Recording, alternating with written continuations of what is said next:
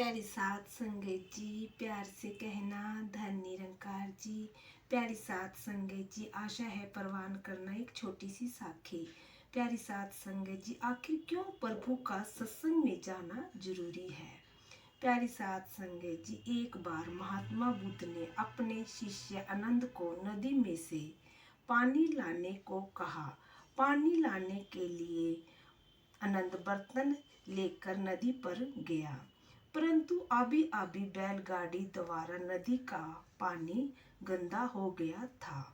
तल का सारा कीचड़ ऊपर आ गया था। इस वजह से आनंद खाली बर्तन लेकर ही वापस आ गया था। थोड़ी देर में महात्मा बुद्ध ने आनंद को दोबारा भेजा। आनंद यह सोच रहा था कि पानी गंदा होने पर भी गुरुदेव मुझे दोबारा क्यों भेज रहे हैं। मुझे इस बात की समझ में नहीं आ रही है। गुरुदेव भी जानते हैं कि नदी का पानी गंदा है। आनंद बर्तन लेकर नदी पर पहुंच गया। आनंद ने देखा कि नदी का पानी एकदम साफ है। कीचड़ तल में जाकर बैठ गया था।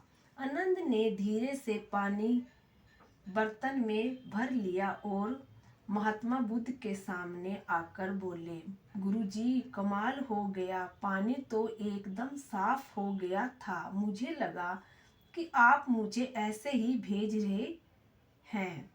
मुझे लगा कि आप मेरी परीक्षा लेना चाहते हैं। महात्मा बुद्ध ने अपने शिष्य से कहा कि ऐसे ही मनुष्य का मन होता है। मन में बुरे विचार और विकारों की धूल इकट्ठा हो जाती है तो वही भी गंदा हो जाता है। ऐसे ही दूषित मन पर अच्छे विचार और संस्कार का असर नहीं पड़ता और चित्त की शुद्धि भी तुरंत नहीं होती। उसके लिए कुछ समय इंतजार करना पड़ता है। शांति, स्वयं सहनशीलता धारण करने से ही धीरे धीरे विकारों की धूल नीचे बैठ जाती है। इसलिए जब तक मन की मलिनता दूर नहीं होती, जब तक आत्मज्ञान का प्रकाश रोशन नहीं होता।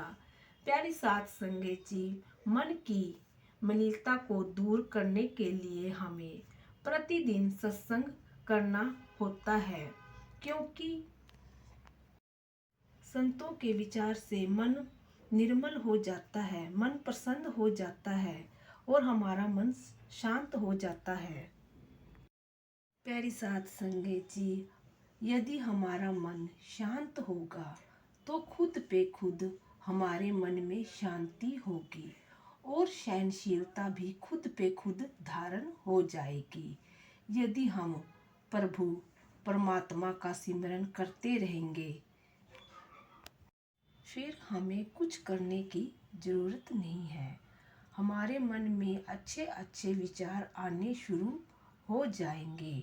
हमारा मन निर्मल हो जाएगा। हम सभी से प्यार करने लगेंगे। महात्मा बुद्ध ने अपने शिष्य से कहते हैं कि मैंने भी तुझे इसीलिए नदी में से पानी लाने के लिए भेजा था, जो वो बैलगाड़ी उसके ऊपर से होकर गई थी, क्योंकि मैं जानता था कि उसका पानी गंदा हो गया है। पर मैंने तुझे समझाने के लिए ये सब किया था। ये सारी बातें सुनकर शिष्य का मन निर्मल हो गया था। जिस बातों का उसको ज्ञान नहीं था वो भी उसको समझ में आ गई थी। वो महात्मा बुद्ध के चरणों में नतमस्तक हो गया और अपना जीवन व्यतीत करने लगा। प्यारी साथ संगत जी, इसलिए हमें सत्संग में जाना जरूरी है। यदि हम सत्संग में नहीं जाएंगे तो हमारे मन साफ नहीं होगा, हमारे मन में भी धूल इकट्ठा हो जाएगी। उसे साफ करने के लिए हमें सत्संग में जाना जरूरी है। सतगुरु के गुणगान करना और संतों की महिमा सुनना जरूरी है। प्यारी साथ संगत जी, जिससे से हमारे मन की धूल भी साफ हो जाएगी। एक दिन ऐसा आएगा कि हमारा मन एकदम शीशे की तरह साफ हो जाएगा। फिर हमारे मन से भी अपने आप सिमरन होना शुरू हो जाएगा। प्यारी साथ संगत जी, प्यार से कहना, धन निरंकार जी।